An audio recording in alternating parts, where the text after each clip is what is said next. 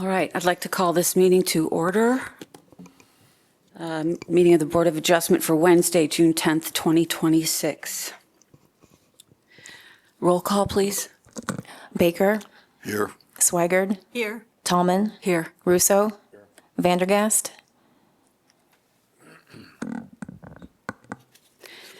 The Board of Adjustment is a quasi-judicial body created by the City of Iowa City according to state statutes.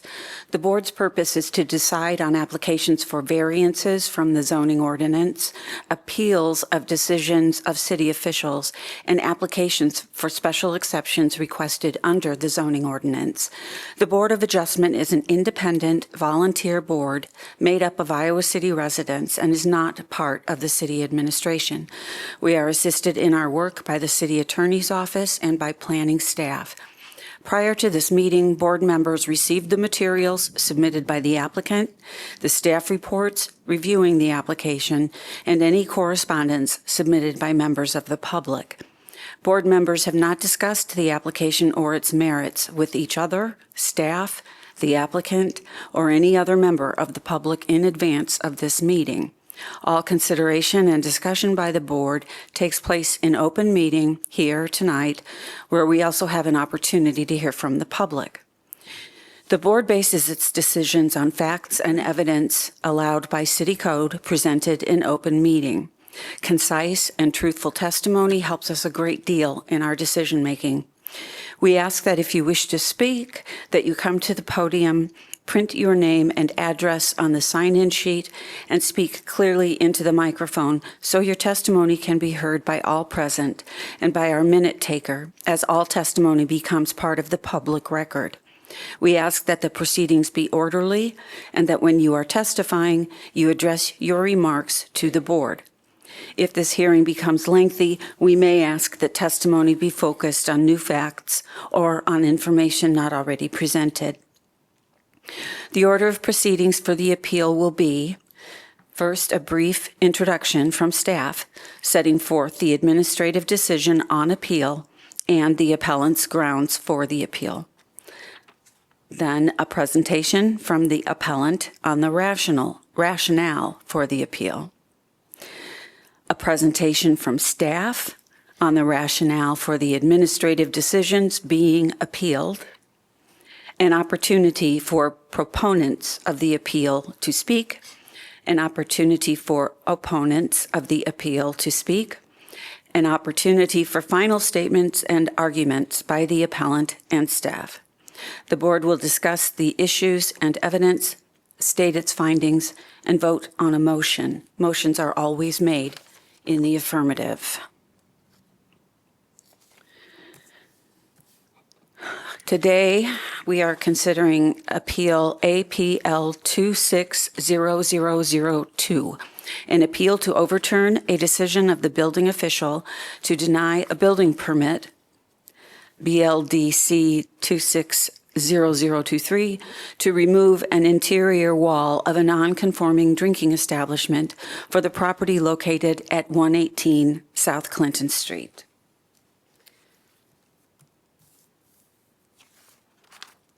Staff, yeah. And now we'll hear from staff setting forth the decision on appeal. Hi, my name is Lisa Schroer, and I'm a planner with Neighborhood and Development Services. This evening... I want to just interrupt. I believe there's a step we've missed where we open a public, or Madam Chair, you want to open the public, Okay. the public Yeah, hearing portion that's of what this. I'm sorry. We're opening the public hearing now. All right. This evening, the City Attorney's Office will provide counsel for staff. So we have outside counsel. Grant Lintz is here to provide counsel to the board.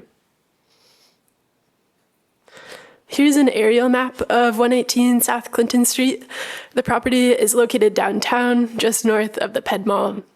The surrounding area is primarily made up of eating and drinking establishments, offices, and commercial uses. And then across the street is the old Capitol Mall, which is owned by the university. The property is located in the Central Business Zone, or CB10 for shorthand. The properties to the north, east, and south are also in the Central Business Zone. And then across the street to the west is zoned Institutional Public/Central Business Zone. To provide some background, in April of this year, the building official denied a building permit to remove an interior wall of a non-conforming drinking establishment for the property located at 118 South Clinton Street. The proposed interior wall removal does not comply with 14.5E5, which is our regulation of non-conforming uses. The removal of an interior wall is not allowed because it would expand a non-conforming use. The appellant submitted the following in their appeal. Premises are not in violation of Iowa City Zoning Code due to preemption by Iowa Code 123.392. Appeal procedures are outlined in Chapter 8, Article C of the Zoning Code. Subsection 1, Initiation of Appeal, provides that the Board of Adjustment is reviewing the decision of the building official to deny the building permit. The next section is 14.8C3, which outlines the appeal procedures. We are at the third step. At a public hearing, the board shall review all applicable evidence presented regarding the subject appeal. And fourth, the Board of Adjustment may, in conformity with the provisions of this title or ordinances adopted pursuant thereto, affirm or, upon finding error, reverse, or modify wholly or partly the order, requirement, decision, or determination appealed from, and may make such order, requirement, decision, or determination as ought to be made, and to that end shall have all the powers of the officer from whom the appeal is taken. So the question before the board this evening is, did the building official make an error? To answer this question, first determine if the building official made an error. If there's no error by the building official, the decision of the building official should be affirmed. However, if error by the building official is determined, then would decide if the decision of the building official should be reversed or modified. Staff received 6 pieces of correspondence that have been transmitted to the board prior to tonight's meeting. I also want to note that the anonymous correspondence should be disregarded. And that finishes the staff introduction portion of tonight's meeting. Here's the hearing order for appeals again, and I'll pass it back to the chair. Okay, the appellant may come forward and present your grounds for seeking this appeal. Very good. Thank you, Madam Chair. Would you like me, Yes, should I please also sign put my in. And yes, name thank here? you. That's fine. My name's Richard Davidson. I am legal counsel for the appellant, and I'm here to speak with you tonight about the appeal, as soon as I write my name down.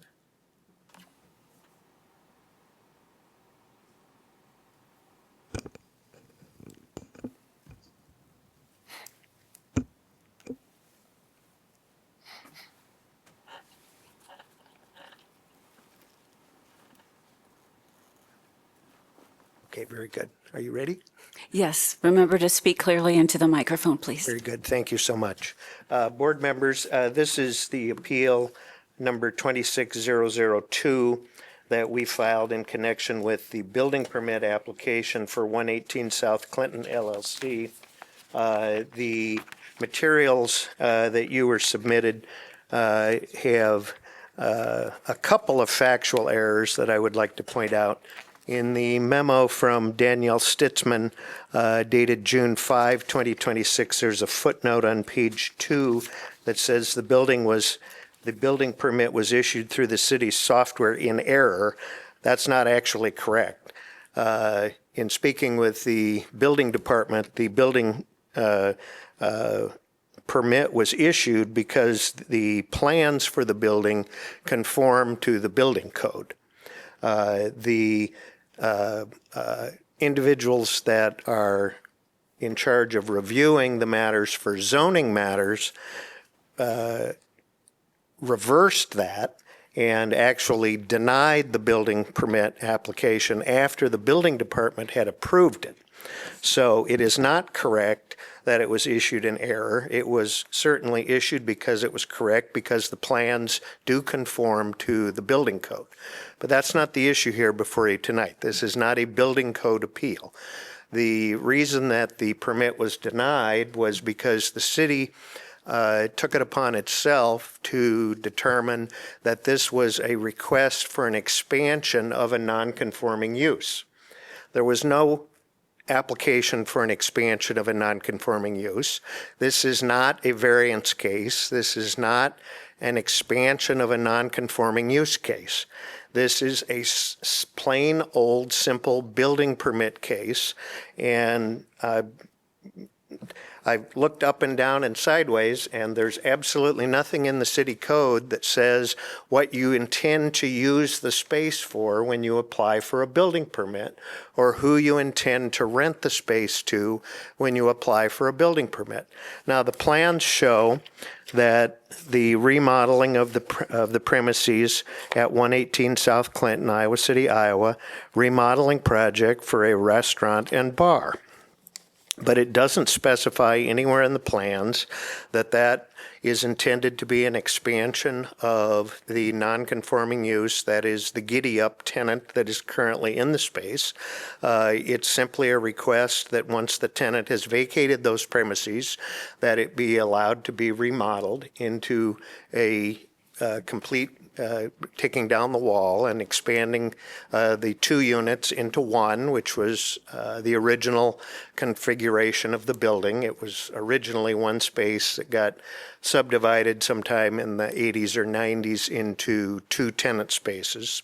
And the proposed use is as a restaurant or bar. But the building permit application, as with any building permit application, does not specify who the user is. It could be anybody. It could be a coffee shop. It could be a restaurant.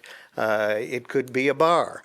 They simply want to remodel the space, to redevelop the building, and put it to a different use. So the first issue we have is the city takes it upon itself to stand up a straw man and say, this is an illegal expansion of a non-conforming use. There's nothing in the building permit application that talks about that. And that's not an issue in issuing a building permit as to whether or not the future use is an expansion of a non-conforming use or not. It may be, it may not be. So the first error that the city made was taking it upon itself to determine that this was a request for an expansion of a non-conforming use. Then the city official goes on to say, but if it's not the expansion of a non-conforming use, it meets all the requirements of the building code, but you have to come to City Hall and promise that this is not going to be an expansion of a non-conforming use. And if you do that and abandon the non-conforming use, then we'll reconsider our decision. Well, of course, there's nothing in the zoning code that says anything about that. This is a plain old building permit issue. It doesn't say you have to come to City Hall and promise that you're not going to ever violate the zoning code and swear on 3 Bibles that that's the truth. The building official clearly says in the memorandum that was issued on April 14th that the proposed plans meet all the requirements of the building code, which is the only basis for granting a building permit. A restaurant and bar is an approved use in a CB10 zone. Whether or not the premises are legally used after that fact is not before the building official for the purpose of issuing the building permit, and it's not before this board tonight. The owner doesn't have to come in and promise that the tenant that they might rent it to a year from now when they remodel and redevelop the building is going to promise and by swearing on the Bible that they're not going to do something that the state law might allow. That simply is not a requirement of issuing a building permit. The only issue for issuing a building permit is, are the premises being remodeled? Do the plans meet the specifications of the Uniform Building Code? And does the proposed use, is that satisfactory in a CB10 zone? And of course, all of that is true. So there was no reason for the denial of the building permit because the building permit in no fashion specifies how the premises are going to be used, other than the remodeling is going to accommodate a possible restaurant or bar. Obviously, that will depend at some point in the future on whether or not a tenant can be found to occupy that space, but that has never been a requirement for the issuance of a building permit. The second issue, and the main issue that the owner has with the decision is really a legal issue, but you, being the Zoning Board of Adjustment, are charged with resolving the discrepancy between the Iowa City Zoning Code and state law. The state law is very clear. Iowa Code Section 123.39 states, and I can pass out copies of this if you'd like me to do that. If you don't want me to, I won't, but. I am curious about a summary, though. Thank you. Pardon me? A summary of what the state code is. Yes, please. Okay, the state code states very clearly, local authorities may adopt ordinances and regulations for the location of premises of retail alcohol licensed establishments, and local authorities may adopt ordinances not in conflict with this chapter, the state code, and that do not diminish the hours during which alcoholic beverages may be sold or consumed at retail.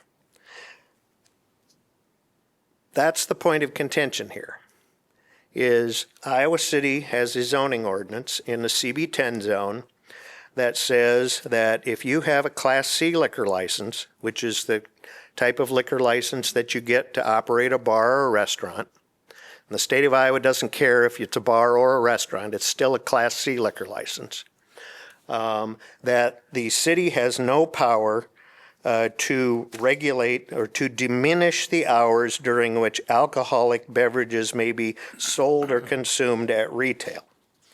So the city of Iowa City, in an attempt to creatively draft around the prohibition that was put into the code by the state legislature, said, well, we're going to have two different classifications of businesses in the CB10 zone that have liquor license. One is going to be called an eating establishment, and the other one's going to be called a drinking establishment. But in reality, if you read the definition of a drinking establishment and the definition of an eating establishment, it's the same. There is no difference. An eating establishment can serve food or beverages. It doesn't have to serve food. It can serve food or beverages. A drinking establishment, likewise, can serve food or beverages. It's not prohibited from serving food. And so the only distinction in the Iowa City zoning code between an eating establishment and a drinking establishment in a CB10 zone is that a so-called eating establishment has to close at midnight, and a drinking establishment has to close at 2 a.m. Now, if you call yourself a drinking establishment, you have to come down to City Hall and you have to swear that you're not going to be open past 12 o'clock a.m.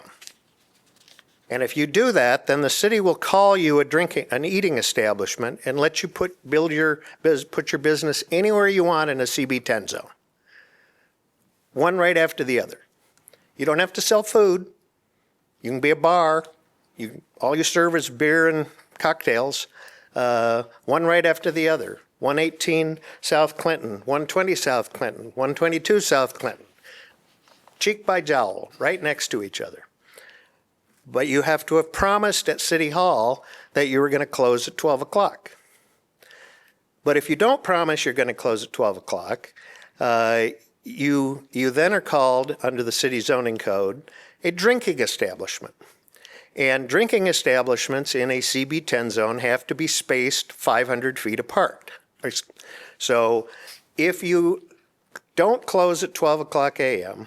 and you have a Class C liquor license, you can't be within 500 feet of another establishment that is also open until 2 o'clock a.m. They have to be spaced out by 500 feet.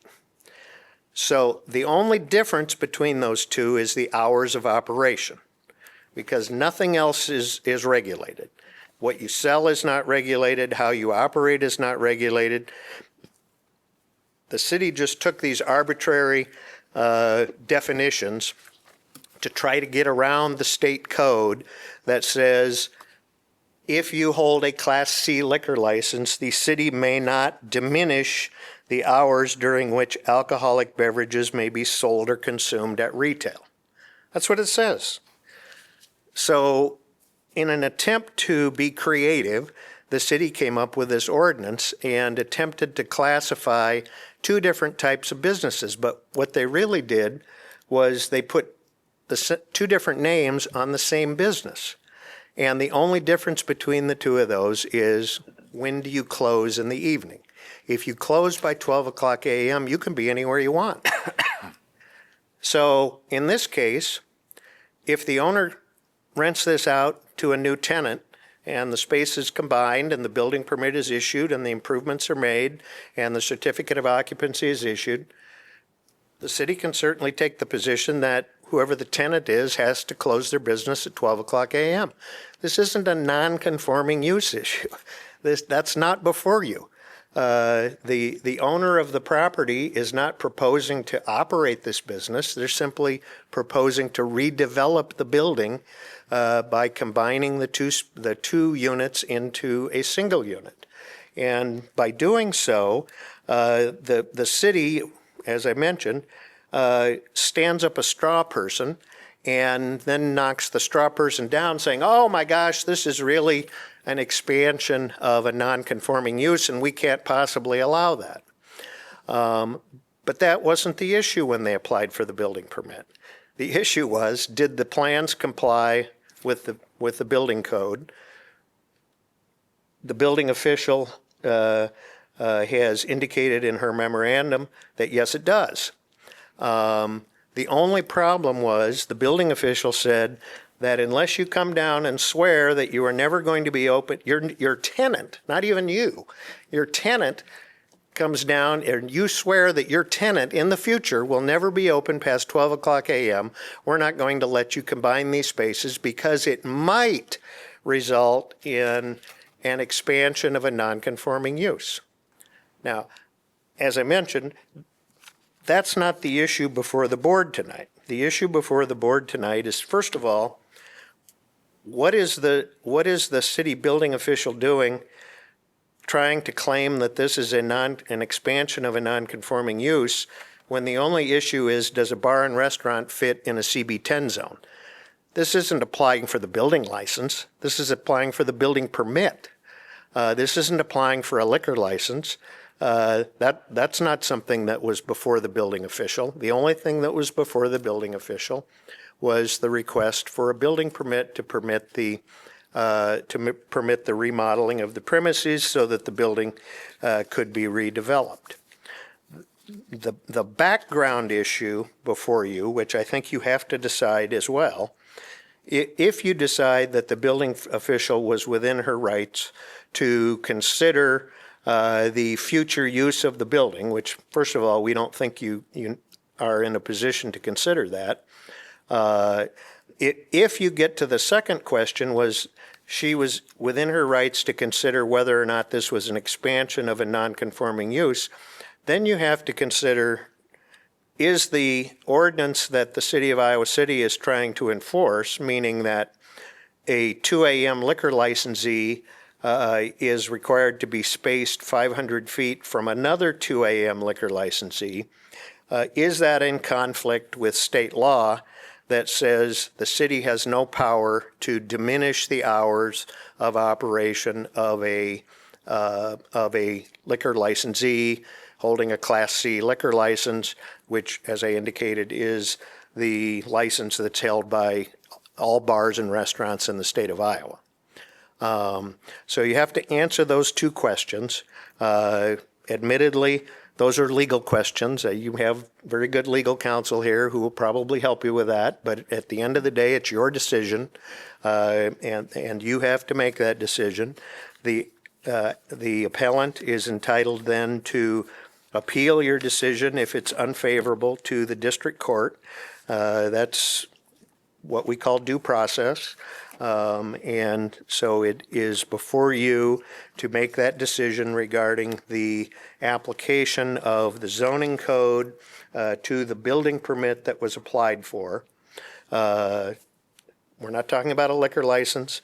We're not talking about a application for a business license. We're simply talking about the issuance of a building permit to permit this space to be redeveloped.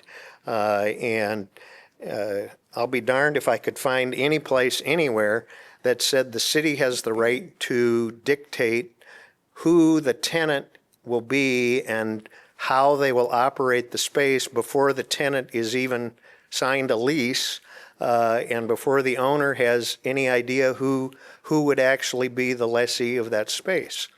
The tenant or the landlord here is simply trying to make plans to get the space ready so the building can be redeveloped. The first part of that plan is to remodel the interior.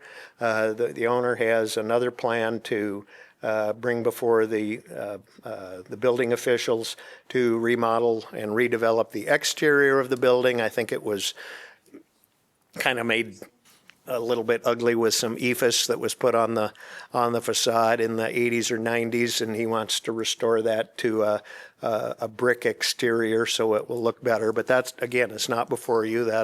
That's another point that will be brought forward in a future building permit. The only issue here for you to decide is can the building official consider the future use of the premises in denying the building permit? And again, nobody is here asking you for an expansion of a non-conforming use. Our position is that is not something that is considered during the issuance of a building permit. We're not here to ask for a variance. We're not an exception. That we're asking for an interpretation of the zoning code, which is squarely within your authority. And we're also asking, as part of that interpretation, is that if the board considers that this is an expansion of a non-conforming use, does the state law override the city's requirement that the premises must close at 12 o'clock a.m. instead of 2 o'clock a.m. because of the prohibition on regulation of hours of operation of a liquor license holder? I'll be happy to answer any questions if you have them. I have one other thing I want to bring up unless there's questions on these points. Perhaps we could stop there. And does anyone on the board have questions for the appellant? Oh, should we go for questions? No? Mark? Larry's. Questions? No. Oh, okay. Sorry. Okay. Mr. Davidson, I'm sorry. I just need some clarification on a couple of things. I can't tell from the drawings here exactly the layout of this property. Is there no business operating in that property now? No, there are two businesses operating there. There are two businesses operating Correct. separately, divided by the wall? Correct. That's correct. Okay. What are the two businesses? Giddy Up and Union, the Giddy Up space and the Union Bar. Okay, but they're classified as both bars? Well, you mean under the current zoning ordinance? Are they a drinking establishment or an eating establishment? Okay, but the building itself, not the two separate businesses, is a non-conforming use? No. Just the two businesses? Business. No, the giddy up business is what the city building official has characterized as a non-conforming use because it has under the city ordinance, it is allowed to operate until 2 a.m. because it was operating before the ordinance putting the two classifications into effect, but Okay. because it was there before that. So I'm sorry, they are not operating now, or they are? No, they are. They are operating now, and the reconstruction require them to shut down? Sure. Okay. Yeah. And then you don't know whether those two applicants those two operators now are going to use the property in the future or could be open to anybody? Well, it very well may be. There's a dispute going on with one of the tenants. Okay. But that, again, has nothing to do with you. Obviously, the landlord can't remodel the space until the tenant till the lease ends. Okay. And there's an issue between the landlord and the tenant in that respect, but that is not the issue that's before you tonight. Okay. All right, thank you. Yeah, very good.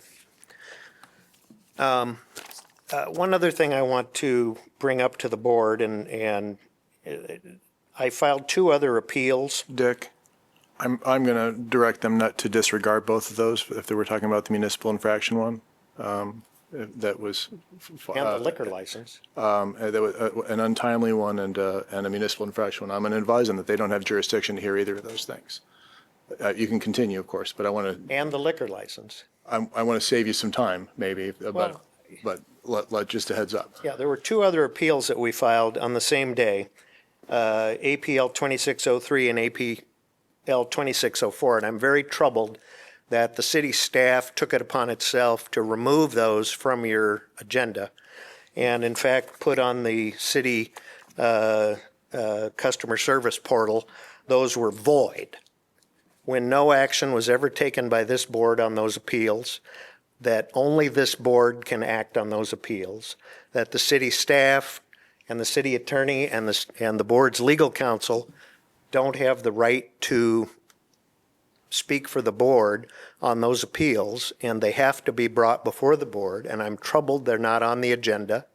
That staff, this is like going to the clerk of court and filing papers, and the matter doesn't go before the judge because the clerk of court says your papers aren't in order. We, as our legal counsel stated, we don't have authority to decide on municipal infractions or liquor licenses. Our scope of review is narrow. And in fact, I would add that much of what you've said about state law and what rights Iowa City has to adopt zoning codes that may or may not be contrary to state law, we don't have, that's not within our purview.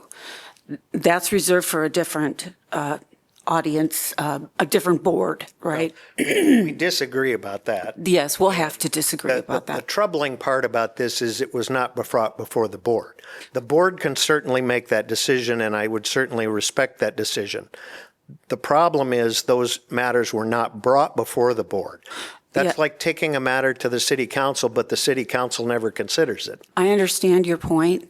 I have to firmly agree with our counsel that that is beyond our scope of purview, and we are here to hear the appeal to the building inspector's opinion. I understand that. and That's why I said that's all. this was a separate matter. I think that is a way for the city to get around the appeal of that decision to the district court by not bringing that matter to the board. The city staff and the city legal counsel may have an opinion regarding whether or not those matters are within the jurisdiction of the board, but not bringing them before the board is an attempt to avoid me appealing that decision to the district court. Okay, we're going to have to respectfully agree to disagree on this, and I would like to move forward, if we may, through this process. I appreciate what you said. We're considering it. We're thinking about it, but I don't want to get sidetracked by things that we really cannot discuss. Well, I'm troubled that legal counsel may have told you something not in a public meeting. No, I know, this is the first time I've sat here, Dick, so I don't know what we're talking, that response was Okay. not from me. What I was going to say, Madam Chair and members of the board, is that there may have been filings that didn't make it to you. And I think that the appellant has a process to contest whether those, whether that action was proper by staff for not including them here. I don't know what that would be. But it's not on the agenda tonight. I agree with Right, and I don't think, that's where I was getting at, and so I don't It's up want to to, this board to set its own agenda, not legal, not staff. well. And if the board directs those matters be put on the agenda for the next meeting, then they have to be on the agenda for the next meeting. And that's what I'm complaining about, is that staff took it upon itself to decide for the board that these matters were not germane. thank you. Okay. All right, moving on. Staff, can we please get an introduction on the administrative, on the rationale for the administrative decisions Thank that you. are being appealed? Be happy to. Danielle Sitzman, Development Services Coordinator, Neighborhood and Development Services, also the building official for the City of Iowa City. Chair and members of the board, this appeal concerns a building permit application. As you've heard, for 118 South Clinton Street, the property is zoned CB10 Central Business and is located within the university's impact area. The application proposed an interior alteration that would remove a wall and combine two existing tenant spaces currently occupied by Union Bar and Grill and the Giddy Up into a single tenant space. No exterior expansion of the building was proposed, and the issue was before staff was whether the project complied with the city's zoning regulations. To understand the decision, it's important to understand the status of the southern ground floor tenant space. That space was most recently operating or is operating as the Giddy Up. It's considered a drinking establishment under the Iowa City zoning code because its principal activity is a preparation, dispensing, and consumption of food and or beverages. It holds an alcohol license for on-site consumption, and it regularly operates between midnight and 2 a.m. This is an existing use. When this use was originally established, it was lawful. However, after the city adopted regulations requiring drinking establishments within the university impact area to maintain a minimum separation distance of 500 feet from one another, the use no longer met the current zoning regulations. As a result, it became, at that time, a legal, non-conforming use. The use is allowed to continue operating regardless of the exact tenant in this location because it was established legally, but it is subject to the limitations that apply to non-conforming uses under the zoning code. One of those limitations is that a legally non-conforming use may not be enlarged. The zoning code defines enlargement as an increase in the area of a building or land occupied by that use. As part of the building permit process review, staff reviewed both the building code and the zoning code. This is very typical. The proposed interior alterations appeared capable of meeting applicable building code requirements. However, the zoning compliance is also required before a permit can be issued. The submitted plan showed that the project would remove the wall separating the two tenant spaces and create a single, larger, unified area. Staff determined that this would increase the amount of building area occupied by the non-conforming drinking establishment. Whether the project is characterized as an expansion of Giddy Up into Union or vice versa, the result is the same. The non-conforming drinking establishment use would occupy a larger area than it occupied at the time of the permit review. Because the zoning code prohibits the enlargement of non-conforming uses, staff concluded that approving the permit would authorize an expansion that is not permitted by the code and would result in a zoning code violation. For that reason, the permit application was denied. As has been noted, the permit was briefly issued in error through the city's permitting software before zoning review was completed. Once the error was discovered, the permit status was immediately corrected and the zoning review was finalized. The application was formally denied and the property owner was notified in writing in April of 2026. The appellants subsequently filed this appeal. The appeal states the premises are not in violation of the Iowa City zoning code because the zoning regulations are preempted. Staff's decision, however, was based on the application of the city's zoning regulations governing non-conforming uses and the prohibition against their enlargement. The question before the board is whether the building official correctly interpreted and applied those provisions of the zoning code in denying the permit application. And based on the facts presented and the applicable code provisions, staff continues to believe the denial was consistent with the requirements of our zoning code. I'm happy to answer questions. Board, questions for staff?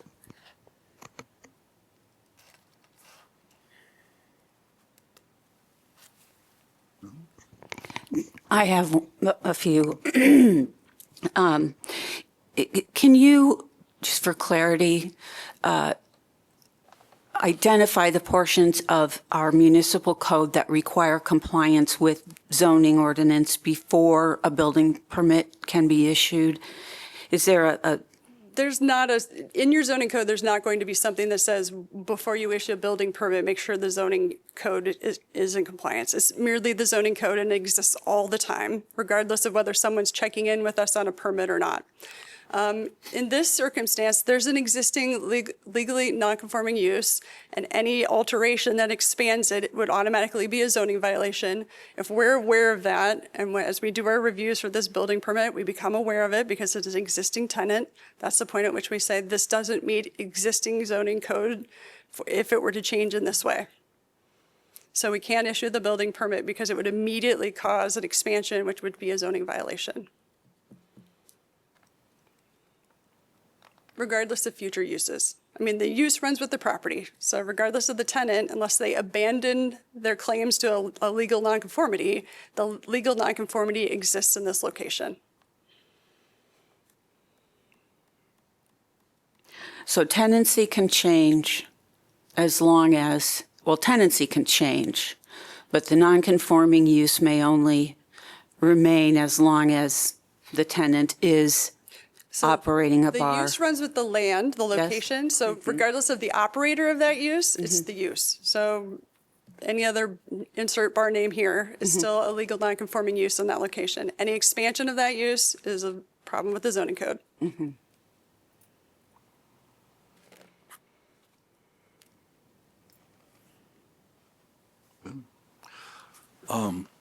Again, just for the sake of clearing things up for me.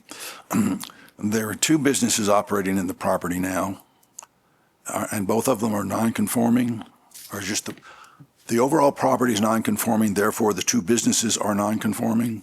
My understanding of the property is this one building with two tenant spaces in it. Okay. One tenant is a legal nonconforming drinking establishment, okay, the southernmost ground floor space, Giddy Up most recently. The other space is not a legally non-conforming use. So I'm not sure what they're calling it today, but it's not protected as a drinking establishment. Okay. So there's one that's clearly a legal non-conforming use, and that's the southern ground floor tenant space. Okay. Hypothetically, if the wall were to be removed, would it be possible for the same two businesses to operate in the same space? We would treat it as one tenant space at that point. It's one space. So and that would be we would consider it one use at that point. We're saying if you take down the wall, it's all one unified space. So that area is all considered one use. And in the present tense, both uses are non-conforming. No, I believe the northern ground floor is, I'm not sure what to classify that as, but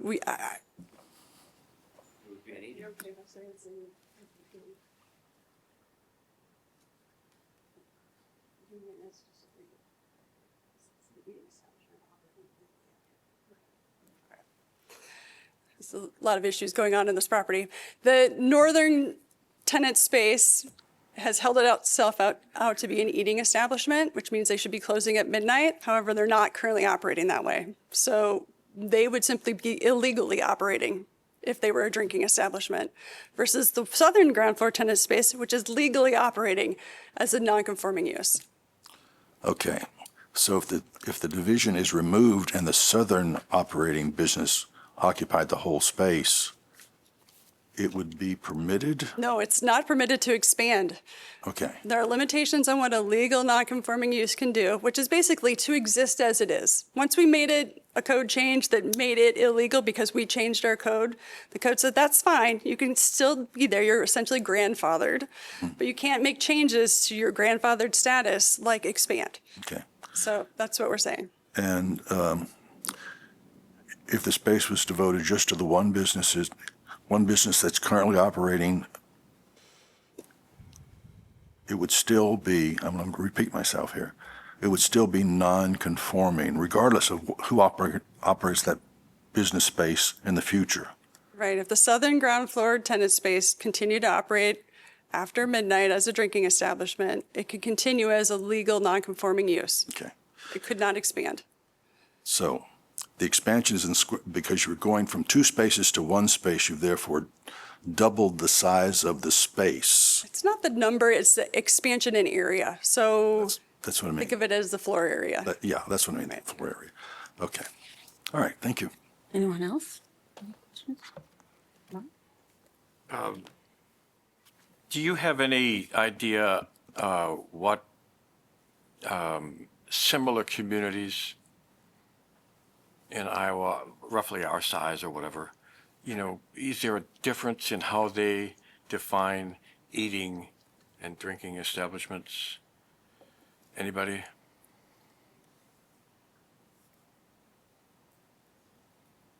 I mean, that's a question that's kind of outside the prep for this item.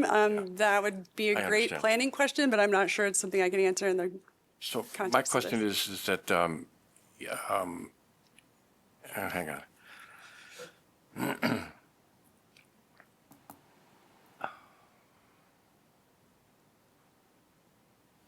Hang on, okay. Go ahead. I notice also there are plans for a second floor.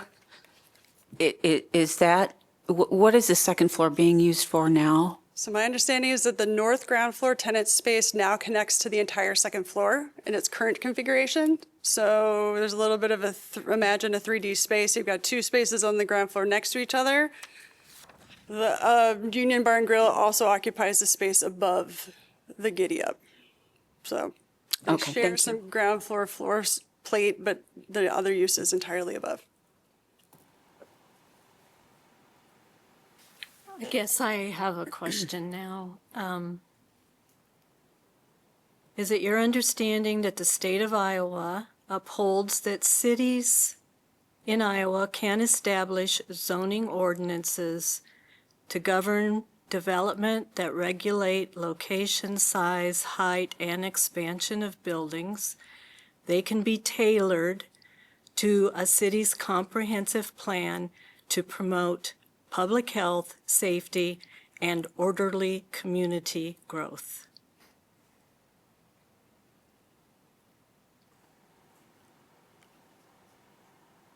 I think that's very well stated. I would agree with that.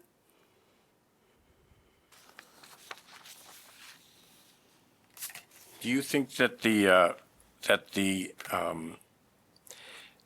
idea or the terms defining drinking establishment versus eating establishment, is that a regulation or is that just by definition? I think because the appeal is sort of based on the idea that the city is overstepping. And I'm not sure if this has ever been addressed before or not, but I just find it hard to believe that after, how many years of regulating bar growth in town that this suddenly comes up.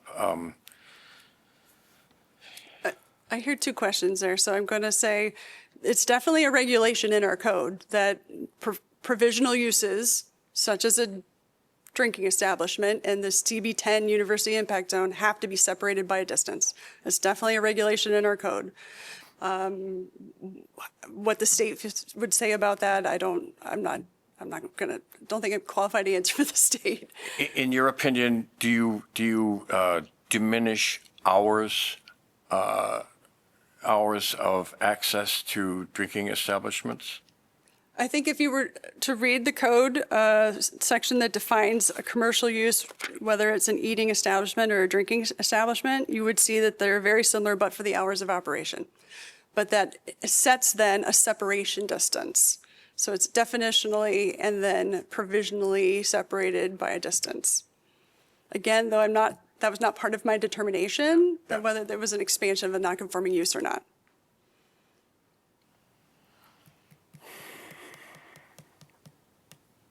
Any other questions for staff? All right, then I'd like to move on to public comment. First, I'd like to have anyone who is here from the public who will speak out in favor of the appeal to speak. Remember to write down your name and speak clearly into the microphone. Is there anyone here in favor of the appeal? Okay. Those opposed to the appeal, please approach the microphone and sign in for us and try to be as brief as you can. Certainly. Thank you. Good evening. How are you?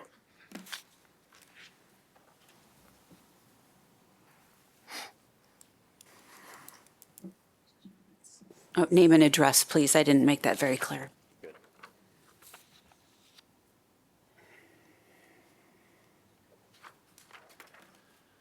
Good evening. My name is Josh Immerfall. I'm one of the owners of Giddy Up, which exists at 118 South Clinton. So we are, as has been previously stated, and I will be brief in my comments. We are surrounded not only to the north but also above us by Union Bar and Grill. So we occupy what has been referred to as the south part of that building. First of all, we are a tenant in good standing. We have a lease that extends to 2029 with options all the way in the 2040s. We intend to stay there for the duration of that entire lease and would fight anything that came our way that would make us leave that building. It is important that you're aware that this appeal is the first we ever heard of any remodel of the building. First time we were ever asked, or truthfully, we've never been asked about this wall coming down. So we as the tenant had no info about this until this appeal came to us in a letter in the mail. We did not ask for this. We do not want this. We intend to stay in this space. And any attempts to remove that wall is obviously violates our rights as a tenant. Obviously irreversibly violates our ability to operate as a tenant and causes harm to the business. Those are all the facts I have. Thank you. Thank you.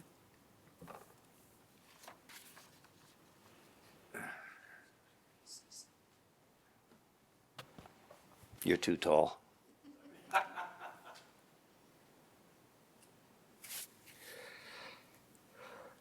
I'm Jim Montanaro, and I've been in this town in business for 50 years. I had my first bar downtown in 1976, and I've been here since then, and I know the lay of the land, I believe, better than anybody. This zoning ordinance was put together with Tom Marcus, Eleanor Dilks, as well as the Downtown Association back in 2007. And when it went into effect, my years won't be exact, but the intent behind this zoning ordinance was that we were tired of the proliferation of uncontrollable, reckless consumption of alcohol with more and more bars. So when it came to the Downtown Association at that time, it was a desire they asked us if we as a Downtown Association would be in agreement that from this point on, existing bars that had Class C liquor licenses would be grandfathered in, and that all other development of restaurants would still continue along with retail clothing, whatever it would be, but those would be 12 o'clock licenses so that we were not pushing away restaurateurs. We didn't want any more bars. This zoning problem that's coming up today is the non-conforming, which is a 2 o'clock license, and the restaurant, which is a 12. I have them both. This is a good zoning ordinance because it puts in play a certain control of what we want in downtown Iowa City. We don't want any more drinking establishments that stay open till 2 o'clock in the morning. And that's what this is all about. You can say it's about a building permit, but it's not about the building permit. It's about the fact that this applicant wants to expand the footprint without the permission of the tenant, saying that it's for future development because he has a liquor license as a restaurant license in the Union Bar that's on the main floor and on the second floor, and he doesn't even sell food. Now, he'll tell you that he sells food. Potato chips, a hot dog. That's not food. I want to see a hood. I want to see $1 million or something that shows that this is the way that we're going to do, because that's what the city forefathers, that's what we wanted to do a long time ago, was to have restaurants with bars. We had enough bars.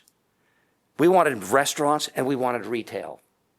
So we're here today because somebody wants to sneak around and circumnavigate this around knocking down a wall with no intent whatsoever about redevelopment. That's the facts. And that's the way you should be listening to this, because that's really what it is. Are we going to get another 2 o'clock bar? We don't want it. We don't need it. But if it was a full-fledged run at a good restaurant, I'm in. But that's not what this is about. Anyway, that's it. Thank you.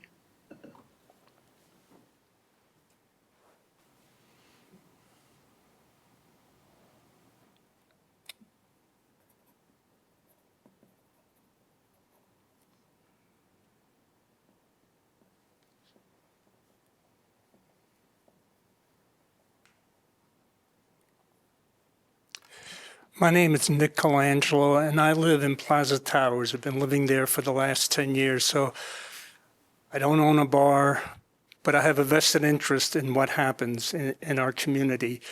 And what I want to tell you is that I look to you to protect our interests, who are not necessarily the bar owners or restaurant owners.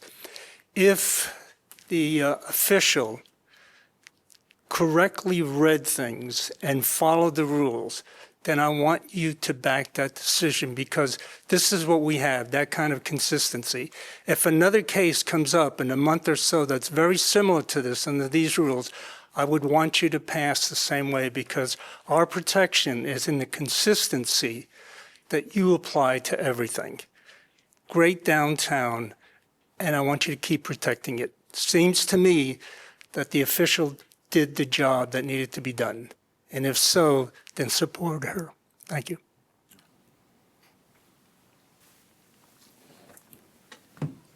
Thank you. Is there anyone else who wishes to speak? Julie, Yes. could I ask Josh, could you come back up for a second? I have a question. I apologize for not asking it when you were up earlier. You operate an eating establishment? No.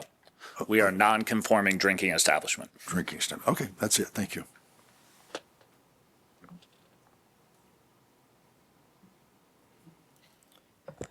Chris Montanaro, downtown business owner, manager. And I think for me, I also live downtown. So 3.5 years ago, when we built Reunion Brewery downtown, we had to ask for an exception. And initially it wasn't going to be a brewery, it was going to be more of a bar, but we had to work with the city. We had to meet certain codes. We had to pay certain bills. Breweries are not cheap. Ultimately, the city or the state approved our license for 3 addresses, 111, 113, 115 East College.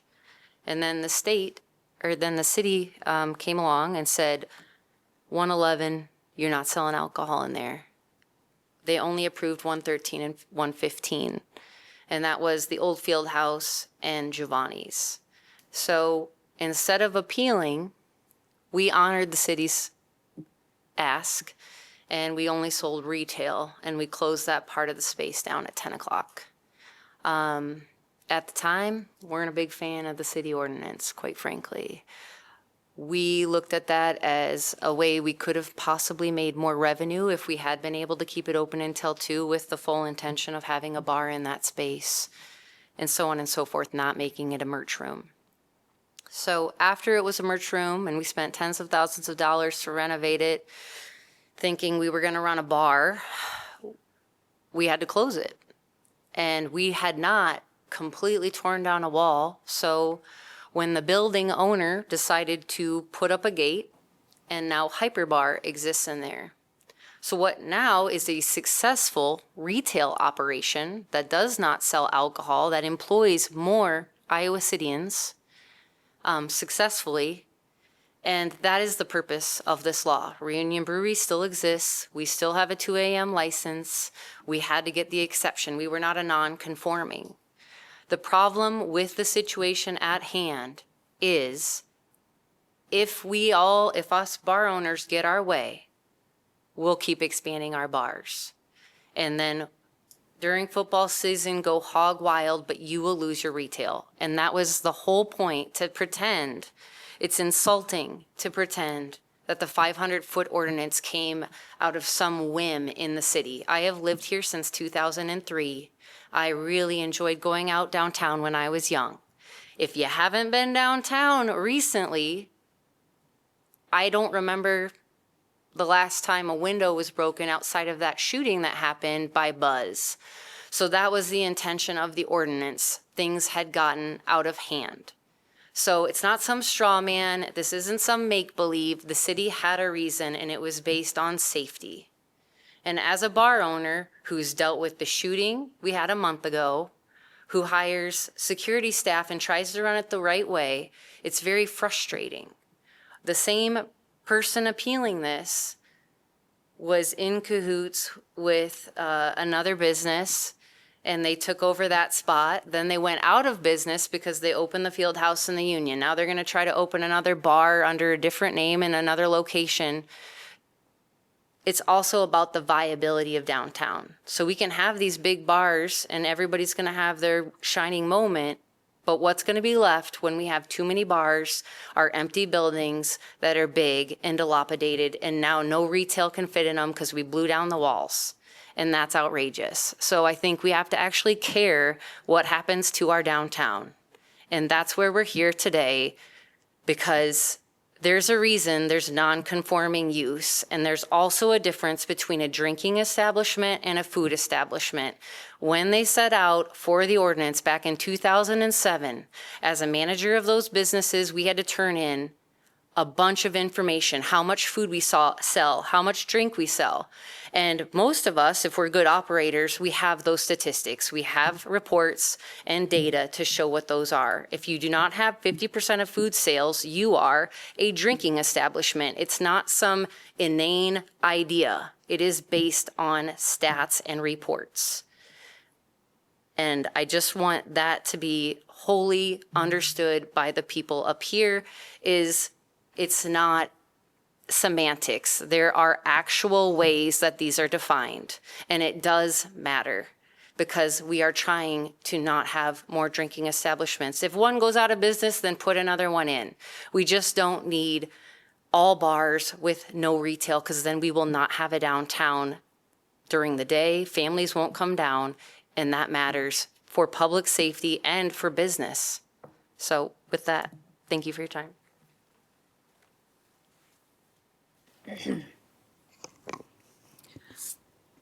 Okay. Thank you, everyone.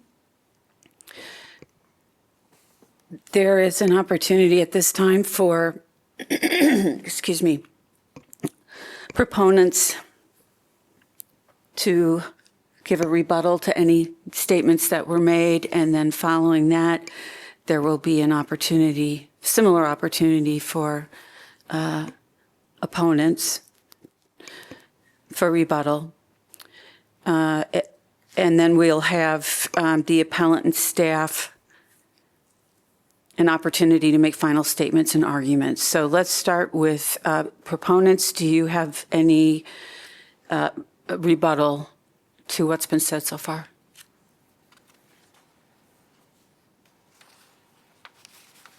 Just one comment I would like to make, if I might, Madam Chair. I think I heard the city official say that they're, in response to a question you asked, and maybe I misheard, that there is nothing in the city code of ordinances that says that in order to get a building permit, that you have to pass a zoning review. And if that's the case, I'm not sure why we're here. Thank you.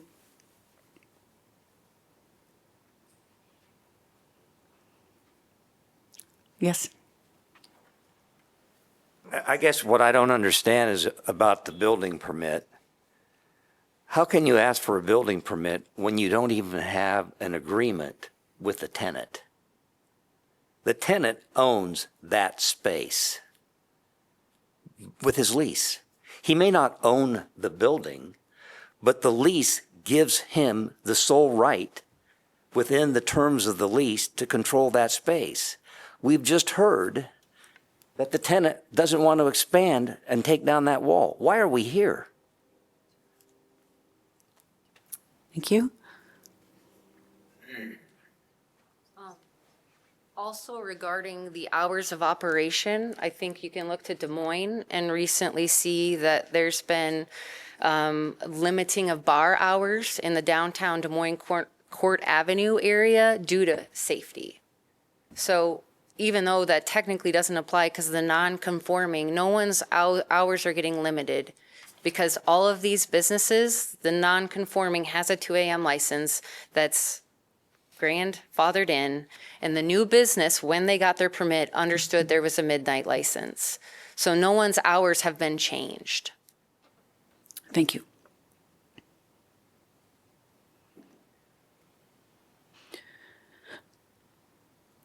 Okay. Time for any, yes, Danielle.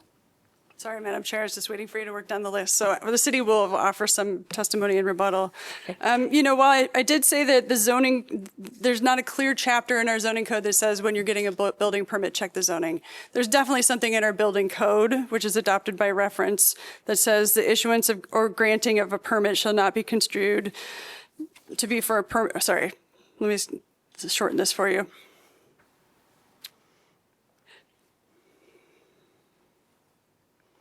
It's validity of a permit. The issuance of a grant or granting of a permit shall not be construed to be a permit for or an approval of any violation of the provisions of this code, meaning the building code, or any other ordinance of the jurisdiction. So the building official has authority through whatever permitting processes we stand up to review and enforce the ordinances of the city.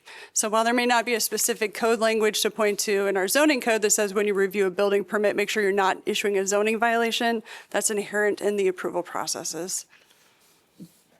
Okay, thank you.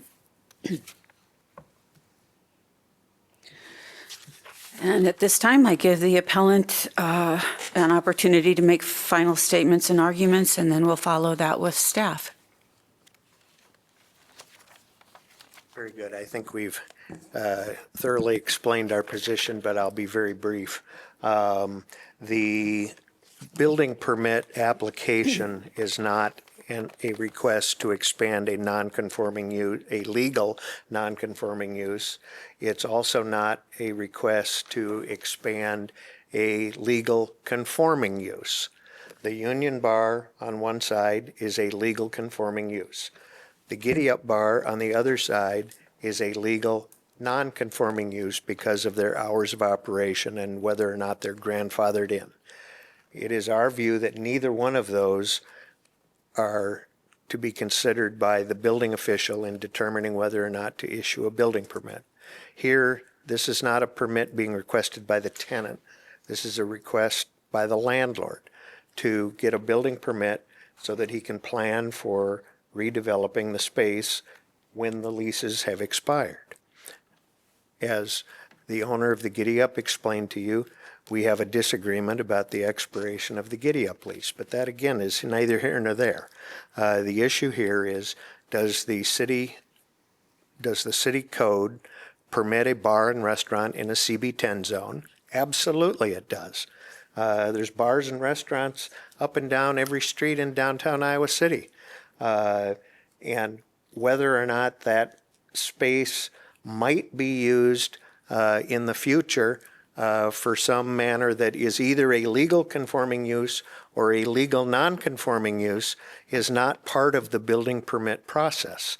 The section of the building code that was just read to you by the building official doesn't say that the owner has to pass a zoning review like they do with a liquor license in order to get a building permit.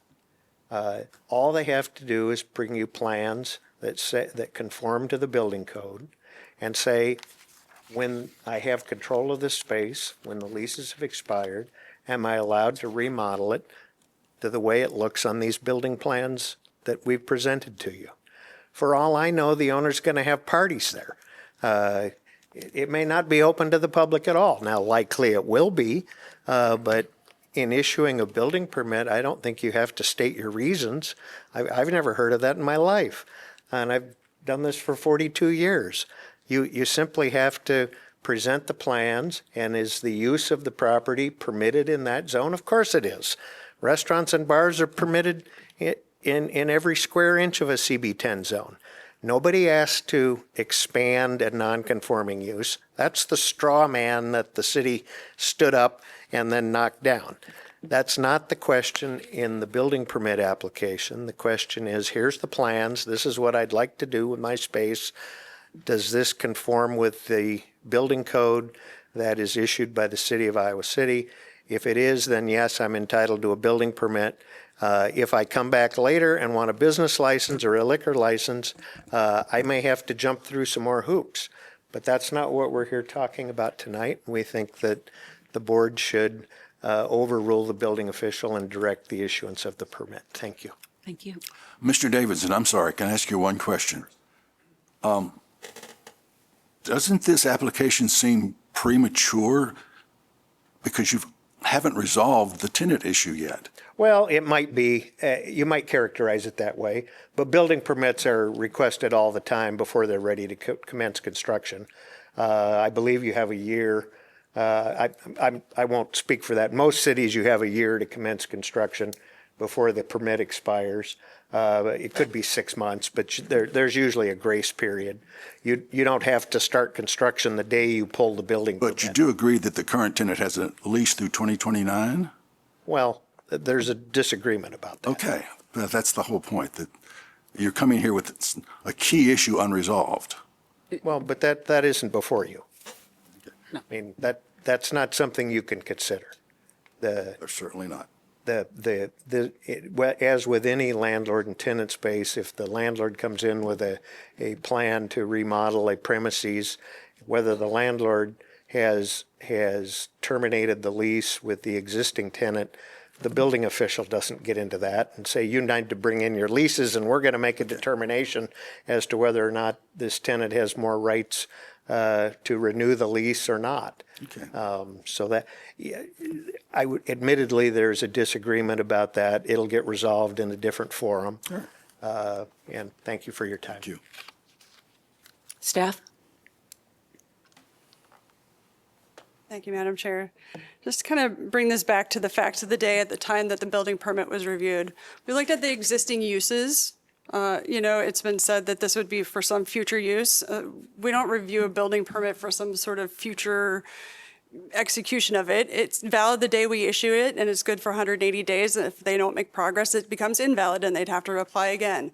So if they want a building permit for a future use, they can apply in the future when there's not an issue about an expansion of a non-conforming use.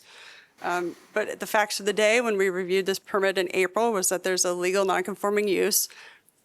Issuing a building permit to remove that wall would result in the immediate expansion of that, which is not permitted by the zoning. So that's why the building permit was denied, and the zoning that was reviewed had to do with legal non-conforming expansion. I have a question. If you could clarify the code for me just a bit. It says, a structure that contains or is accessory to a non-conforming use shall not be constructed or altered in such a way as to enlarge the non-conforming use. I'm a little confused about the part that says is accessory to.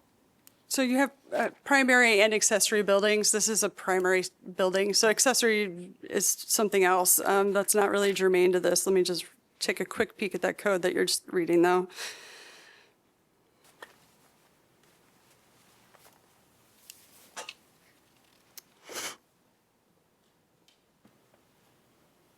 So the most important part of that, 14.4E5, regulation of nonconforming uses, is A, enlargement or alteration. 1, a nonconforming use shall not be enlarged except as set forth in this section. 2 is, I believe, what you were just reading, a structure that contains or is accessory to a nonconforming use. That's not really the situation. So point number 2 isn't relevant. It's point number 1. I think we quoted the whole section for you, so you'd have the context, though. Okay, thank you.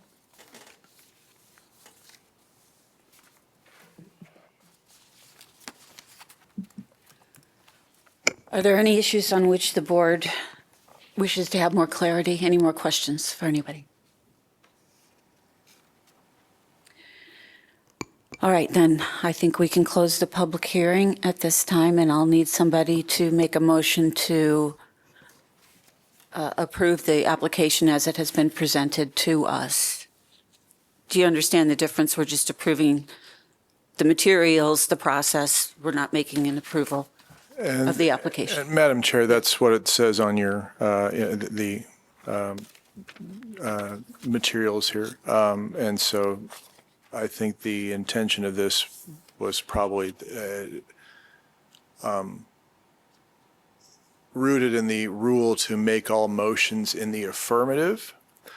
I would suggest to you that making an emotion in the affirmative just means a motion to do something rather than a motion not to do something. So you can move to affirm, you could move to deny, but you don't want to move to not deny.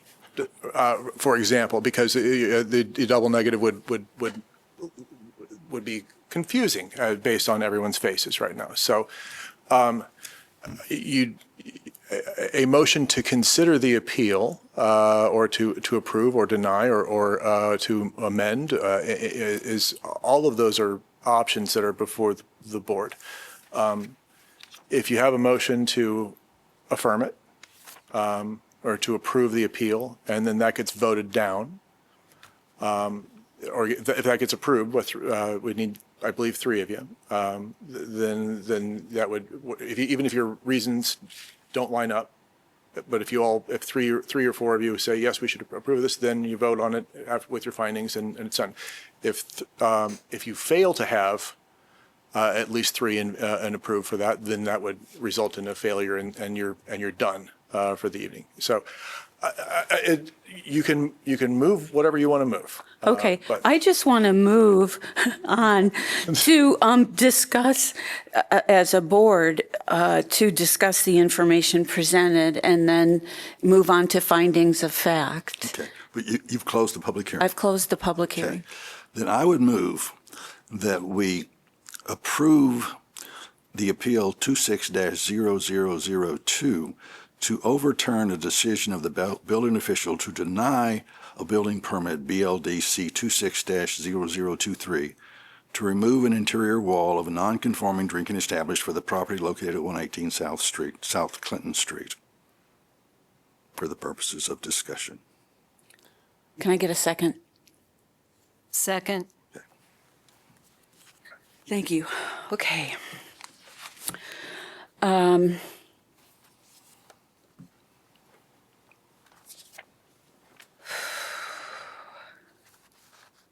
Any discussion among the board? Madam Chair? Yes. I appreciate that I'm not on the board, but I would offer a few points when the board's ready for it. Sure. At your discretion. Thank you.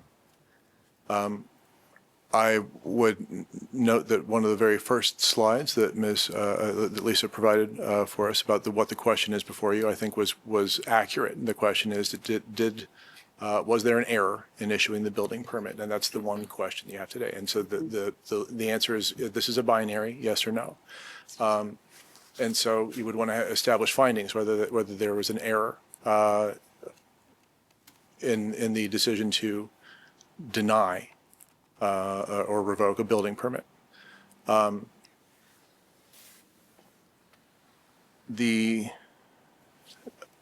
can offer some, if the parties have not made, their legal positions clear for you, if you ask, I can offer you my understanding of the applicable laws.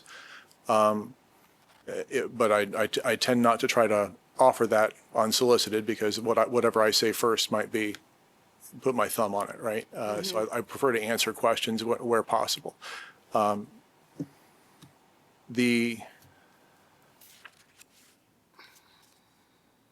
believe there were two reasons that were put forward as to why two questions that were put forward. One was, there is zoning compliance and an element, a necessary element for issuing a building permit. Can you deny a building permit based on noncompliance with the zoning code? I believe that's been talked about. The other one had to do with whether the issue was preempted by city code or by state code, and the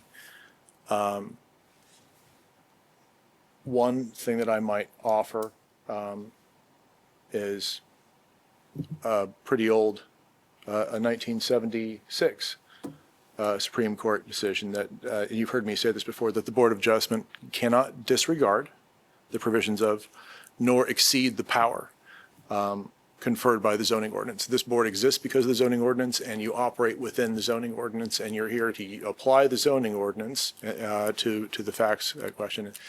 But, and if there's something in the zoning ordinance that says you can preempt state law, or that you can consider whether state law has been is preempted, then you would want to identify your authority for doing that, for instance. So I will stop with that, and I'm available for questions as you go forward. Thank you.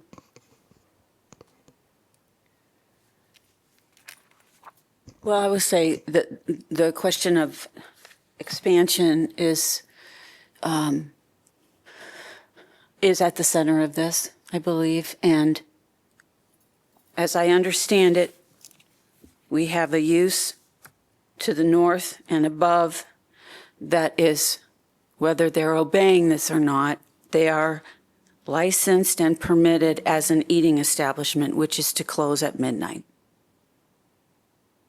That's what I understand. I'm not sure that's what the tenant would say. Well, I could say that I was, the tenant, we're talking about the same tenant? You're talking about the union? I'm talking about the union. Oh, I'm sorry, I was talking about the other one. Okay. The union was established as an eating establishment, is what I'm hearing, to close at midnight, and therefore not operating as a legal nonconforming use. The use to the south, Giddy Up, is allowed to remain as a legal nonconforming use but may not expand. Now, we often say that we're talking about uses, not names of places or who the tenant is. Right? So it doesn't matter who moves in and out of these spaces. What's the real question is the hours of operation, and if it walks like a bar and talks like a bar and is open until 2 o'clock, it's a drinking establishment. And that's only allowed provisionally with limitations. Does anybody else have anything? Well, my comment is this, the space occupied by the Giddy Up is a non-conforming use. It cannot expand under code. Now, whether it remains the Giddy Up in the future, we've been advised by the appellant's counsel that we are in no position to consider future uses. So it doesn't matter what happens to the space afterwards. It currently is a non-conforming space and it cannot expand. Mark, any comments? Okay. At some point in this whole discussion, there was some determination about, or some determinant about 60% food sales, and am I correct? I just referenced when we were first asked. Can you please step up so we get in that? Oh, I'm sorry. We're, The public hearing is closed. public hearing is closed, folks. I'm sorry. Thank you, though. I appreciate your effort. Well, really, again, it just boils down to, what consideration of future use is allowable in that determination of a building permit. And I think that, a building permit is for community health and safety. I think that it's perfectly within the purview of a building official to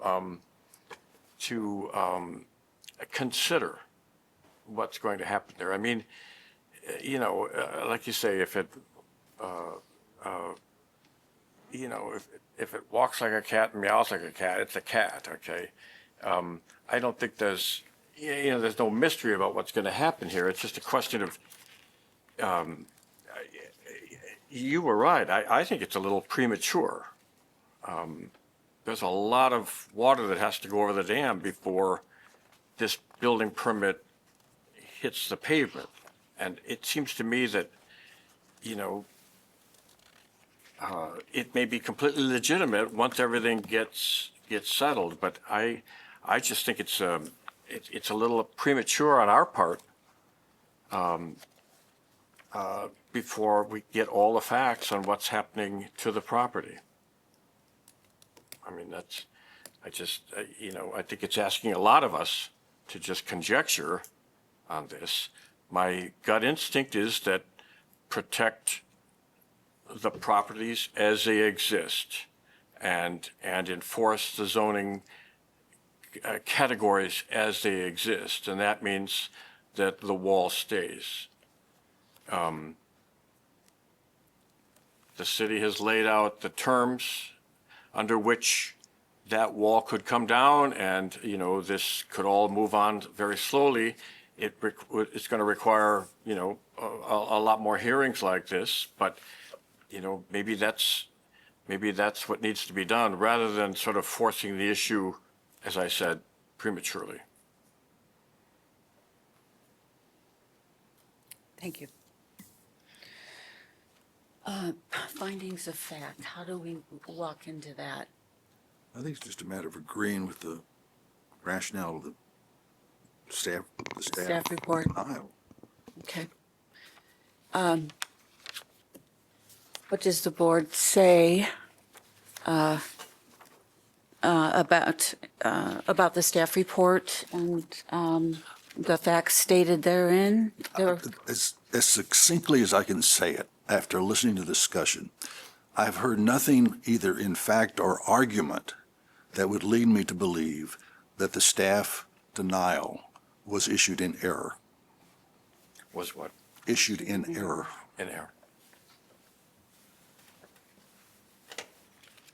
Shall we move on to a vote? I'm Move on to a vote? Okay. Remember, this is to approve it, so if you want to deny it, you have to vote no. Okay, we are now going to vote on APL 260002, an appeal to overturn a decision of the building official to deny a building permit to remove an interior wall of a non-conforming drinking establishment for the property located at 118 South Clinton Street. In voting, we vote in the affirmative. If we vote in the affirmative, We agree with the appellant. we agree with the appellant. Okay, so The person who I think so, that, yeah, the appeal, it is the appeal. That's how you worded the, Can I hear the motion again, please? Oh, Boy, it was move the approval of thus and such. Bill to overturn the decision. Appeal. okay. Overturn. Make a motion. That one's been made. Yeah, Thank you. the motion Okay. that's The motion was made, And the motion is. and the motion was made to approve the Approve. appeal, to overturn the decision. So then we go through roll call, and you can either say yay or nay.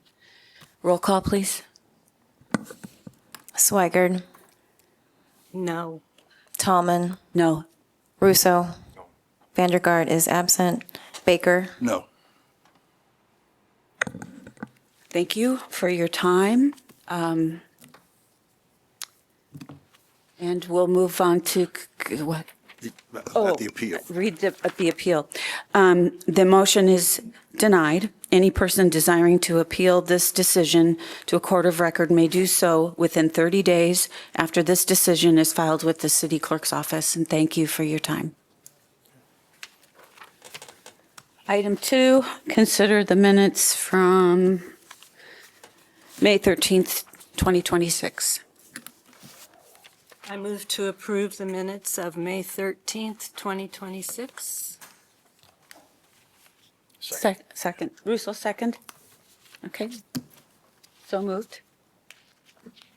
Right? I'm sorry, I took my hearing aid out. What happened? Oh, we just approved last month's. Yes. Okay. I make a motion to adjourn. Second. All those in favor? Aye. Aye. Aye.